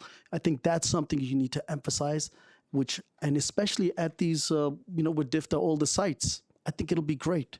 I think it will help, because I can't even tell you how many seniors just we need to talk, and we have that room just to sit down. And then if my counselor's too busy, I got to try to make those appointments for them. Does anyone else want to answer? Oh, yeah. Yeah, I think the more crossover between DOHMH and NYC Aging, the better. Many people who are living with serious mental illness are now aging and need all kinds of services and access to a continuum of care and a community. The more cross-programming opportunities that exist, the more inclusive the city can be and meet some of those multi-pronged needs that tend to show up in humans that have more than one need at a time. And adding on to that, UNH is a really big fan of the geriatric mental health initiative specifically. Okay, great. Thank you all. Where specifically are you seeing breakdowns? Are they in hospitals, managed care, public housing, anywhere else? In terms of the connections between NYC Aging and DOHMH? Yes, and yes. I think the fact is there doesn't necessarily need to be competition between models. I think there are such benefits to community modeling, and there are benefits in terms of reimbursement and sustainability to billing models. Older adults, particularly those with mental health needs, are going to need a little bit of all of it together combined. So the more there can be catching of things that can't be reimbursed, things that can be grant funded, if Medicare and Medicaid and third-party insurance won't cover it, the better, the more expansive the services that can be offered. I want to allude towards some of the social daycares. What they're doing is they're taking the city money or state money and then providing service, or sometimes they're not providing the service. If you're able to, have a real concrete conversation where these services can be provided by nonprofits, groups that actually are seeing those patients, I think it would be much better. Where the fee for service, it's a sliding scale. It's okay, but at least we're able to hire the staff to do that work. We're a non-for-profit. We are not a for-profit entity. Right. Many of us are not. And that's where I think you can help to focus them. If they can do that, I think that'll be great. It's a win-win situation because all these social daycares are being investigated. And I kid you not, if you look it up, it's being investigated all over and they're shutting down. There's so many of them being for sale, and it's because they frauded the system. And nonprofit entities should be allowed, or somehow there should be a mechanism that we should be working to that. Thank you. Do any of your organizations receive referrals from the city? Yes, we do. We receive from the 311 call and, from DIFTA, and it goes through the whole system, yes. Ours do as well. 7 out of our 20 satellite clinics are DGMH clinics through the Geriatric Mental Health Initiative. Through the Department of Aging. Geriatric Mental Health Program. We have another program, the Geriatric Mental Health Initiative, which is state funded. And we also sometimes will have council people calling us with some of their constituents that are really struggling, needing mental health services, and we're always happy to take those referrals. Thank you. I've been one of them. And we appreciate your partnership always. Okay. We're not a direct service provider, so Right. we don't do it. Yeah. Okay. If anything, we'll refer to our members. Yes. Thank you. Thank you all. Thank you so much for your testimony and for answering the questions. The next panel will be Linda Hoffman, Katie Foley, and Ali Hoden Bayer. Or Ali, sorry. Okay.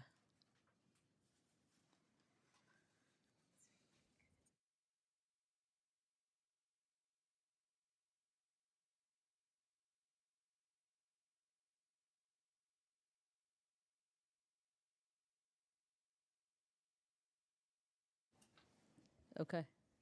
Linda, do you want to go first? Thank Good you. afternoon, everyone. Afternoon. Great to be here and see you all. And I feel like I am preaching to the choir, as always.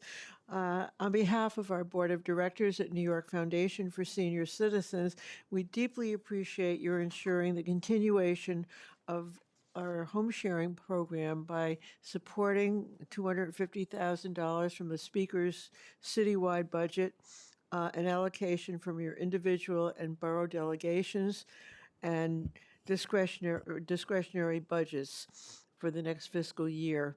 And our program provides the only services of their type in New York City and prevent isolation. So our free home sharing program, as you all know, is implemented by social workers who use their professional skills to successfully match older adults, we call hosts, with extra space in their homes or houses or apartments to share with responsible, compatible guests, and who are in need of affordable housing and in need of giving up feelings of isolation and loneliness.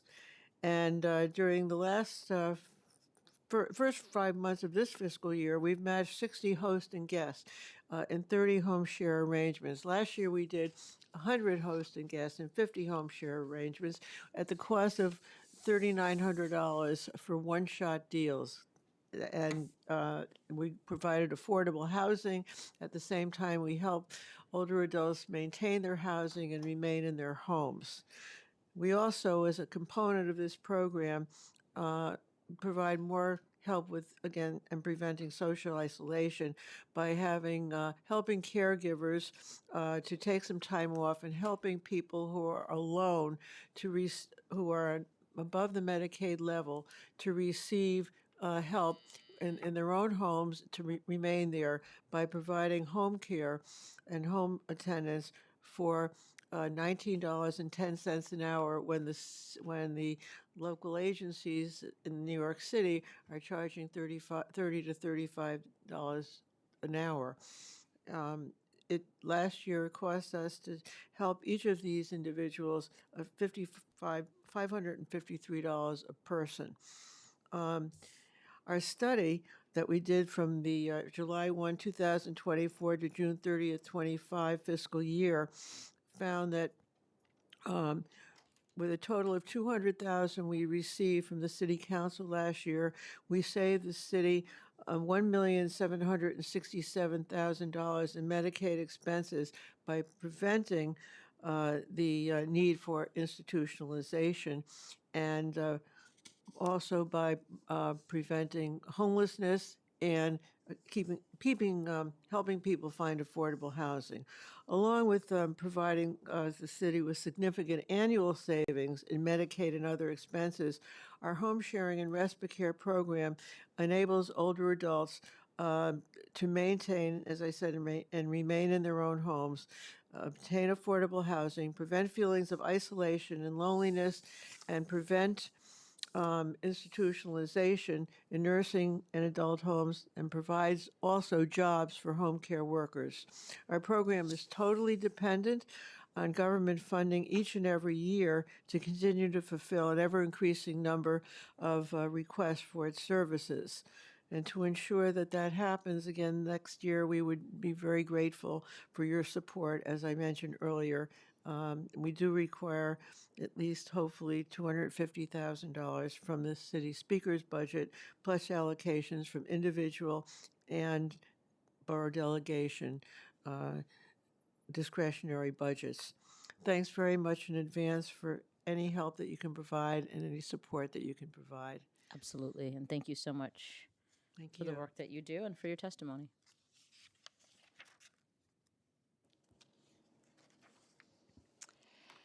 Hello, my name is Katie Foley. I'm a managing director at Self Help Community Services. Thank you for the opportunity to talk about social isolation today.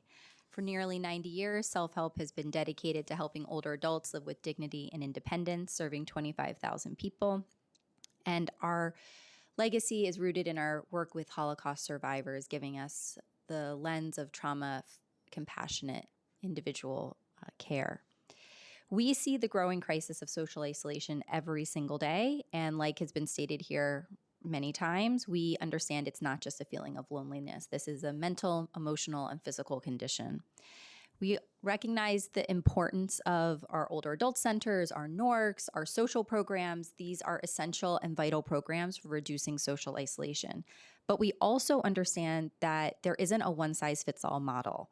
And we serve a lot of homebound seniors, as well as people who are effectively homebound during extreme weather, which you alluded to earlier. And that's why we've integrated virtual programming through our virtual senior center. And there was a recent article in the Washington Post that talked about that there's actually benefits to being online for older adults, that it does build connection and engagement for the population. So we support flexible funding through NYC Aging community-based programs to allow older adult centers and other community-based programs to incorporate a hybrid model to serve the folks who can come in person through their in-person activities, and also have virtual options for members who are homebound, and to be able to expand the community and comprehensive support system. Our virtual senior center offers live interactive classes that bring community directly into somebody's home, on their tablet, on their computer, and it's a space for friendship, for learning, and for engagement. It is not a substitute for in-person activities, but It is a crucial addition for people who cannot participate in in-person activities. Thank you so much for the opportunity to testify, and we'd love to show you the Virtual Senior Center demo if you're interested. Totally. Thank you so much. Thank you for this opportunity to discuss social isolation among older adults. My name is Allie Hoden-Bear, and I'm the Chief Program Officer at DeRote in Manhattan. I use she, her pronouns.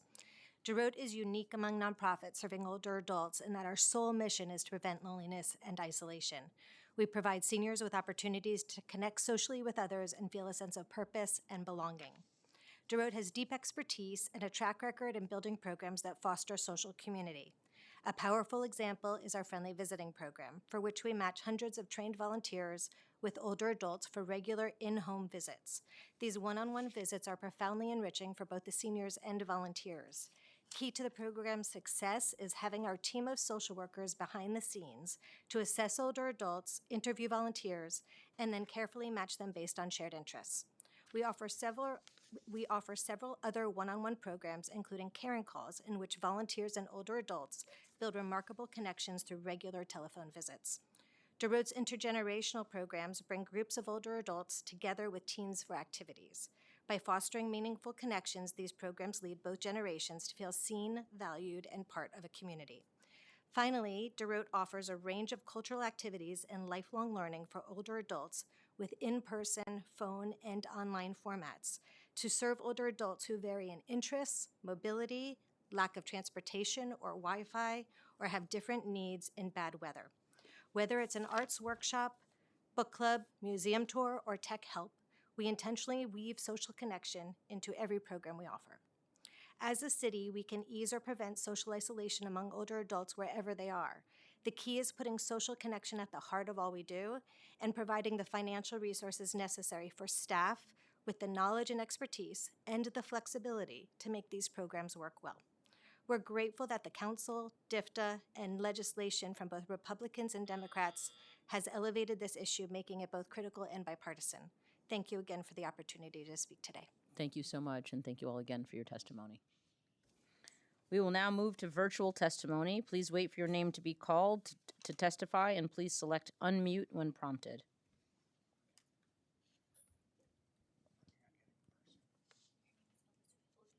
Elizabeth Lee. You may begin.